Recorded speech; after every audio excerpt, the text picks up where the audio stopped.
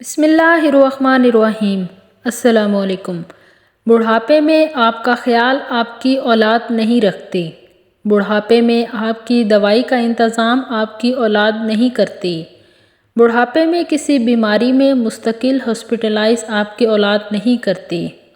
بڑھاپے میں آپ کو سہارا دے کر واش روم تک آپ کی اولاد نہیں لے کر جاتی۔ یہاں تک کہ بڑھاپے میں آپ کو روٹی آپ کی اولاد نہیں کھلاتی، بلکہ ان کو دی گئی تربیت یہ سارے کام ان سے کرواتی ہے۔ آپ کے بچوں کی دادی نانی زندہ ہے، دادا نانا زندہ ہے، تو جو گنجائش ہو اس حساب سے اپنے بچوں کو مارکیٹ بھیجیں، ان سے بزرگوں کے لیے کھانے پینے کی چیزیں منگوائیں، دوائی منگوائیں، انہیں بزرگوں کی خدمت میں اٹیچ کریں۔ ننیھال دور ہے تو بچوں کو نانی نانا کی خبرگیری کے لیے اتوار کو بھیجیں۔ دادی دوسرے بھائی کے گھر رہتی ہے تو بچوں کو انہیں ملنے کے لیے بھیجیں۔ ان کی ضرورت کی چیزیں، کپڑے، پیسے وغیرہ بچوں کے ہاتھ بزرگوں کو دلوائیں۔